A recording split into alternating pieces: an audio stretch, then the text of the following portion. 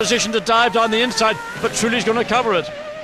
Yes, it's not close enough once again, and Trulli, you can see he's driving the wheels off that Renault to stay in front of Schumacher. You can see the car twitching around. Look at the speed differential through the right-hander there at turn 14, but unless Michael can find a good exit, he's got a good chance, because Trulli didn't do a good exit on 15. Michael's got the run of 16. He's got the horsepower. He might take a chance. Trulli will defend, but just watch Schumacher. Here he comes. Can he get down the inside? Yes, yes, yes, yes, yes. Oh, I thought there was going to be contact there, but they managed to sort it out. But look at this. It's now put Michael under attack from Montoya, because Michael Schumacher lost ground. Oh, and Trulli's locking up. Montoya taking that wider line, but Michael, oh, and again he makes the mistake there. Well, he doesn't learn the first time, and he certainly didn't learn the second time. Montoya got the momentum back up while this battle for second place is going on, and yet again he tried to take that wide line to give him position, so that when he comes through 4 out of 5 and into turn 6,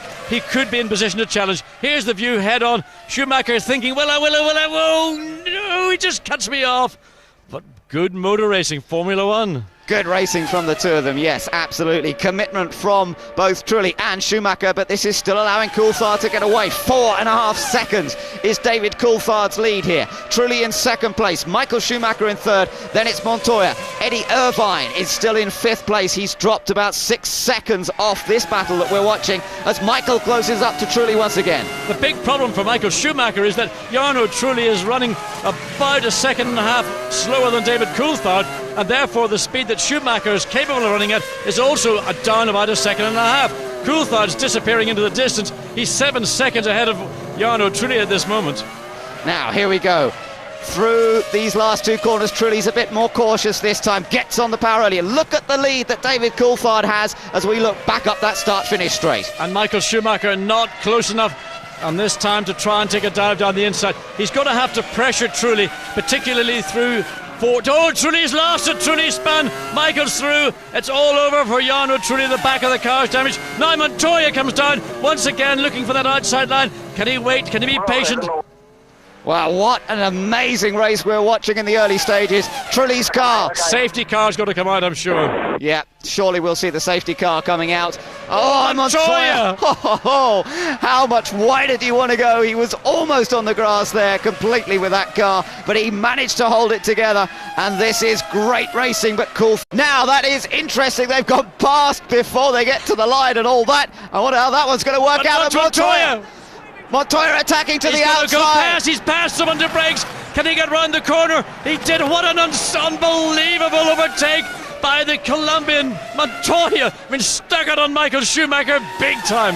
Wow, what a restart. Coulthard off on the grass. Montoya takes Schumacher, and now these two are at battle once again. And the Michelin tyre certainly working well under those conditions as Montoya gets past Michael Schumacher, gets through the first two corners, and now is going to try and pull away from the Ferrari. And what of David Coulthard? He's stuck behind the two Jaguars. Let's look again and see. Coming into turn 15, he locks up that inside front wheel. Suddenly he can't slow the car down.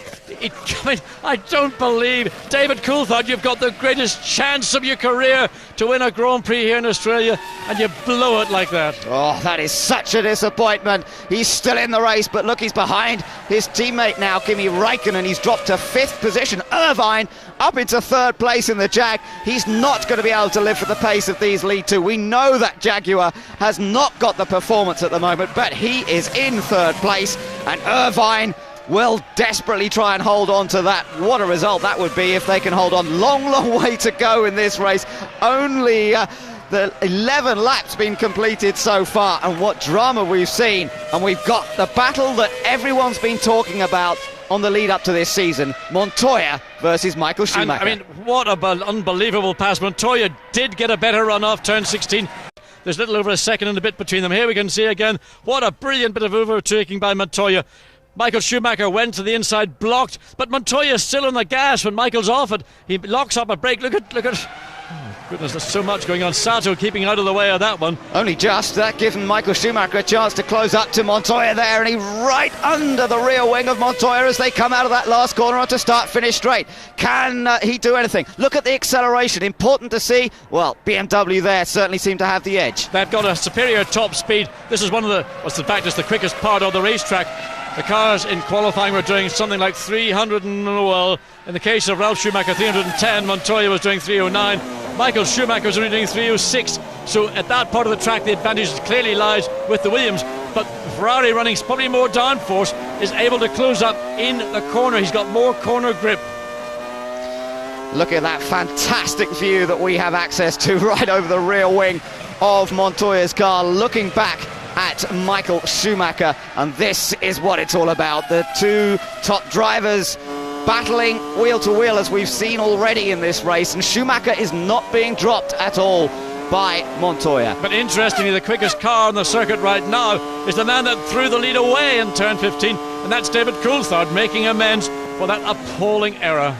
Well, let's see what he can do by the end of this race. His teammate Kimi Raikkonen is in third place, Coulthard himself in fourth, Irvine in fifth, De La Rosa sixth. The way of Fenton, but in doing so he's compromising. But look, Michael Schumacher trying to position himself to get a run off turn 16 to do what Montoya did to Schumacher. Schumacher's looking to repay that present, but he's not got enough momentum. Now, on the power once again, it should be the BMW, although look at this, he picked up a bit of a toe here, having a little look down the inside, but not close enough.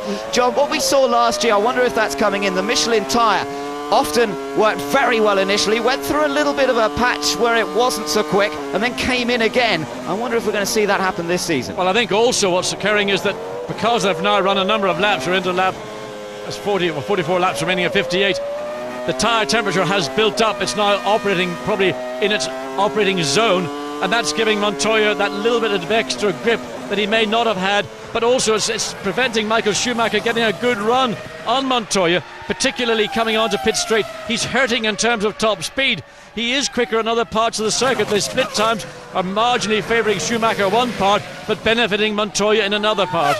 These two guys are absolutely on the limit. You can see by the amount of road they're using, flicking up the grass here, there and everywhere, coming up towards turns 11 and 12. Fast left, followed by the right, and again over the curb on the exit. Not quite on the grass that time, but very close to it. Montoya having to keep an eye on his mirror. This is our view back from the race leader's car, looking straight back at 4 times world champion Michael Schumacher, who does not like to be beaten. And this is where Schumacher really can get the job done. He was quick here in practice and qualifying. He closes down to Montoya. Again, he's got to get himself into a position. Montoya is holding the throttle. Schumacher can get on it more heavily, and that's where he has got some advantage. But look, the straight line speed of that BMW Williams is just sufficient to keep Michael Schumacher out of contact. He moves into the inside now. There might be a little bit less grip on the inside. Oh, it's getting close again.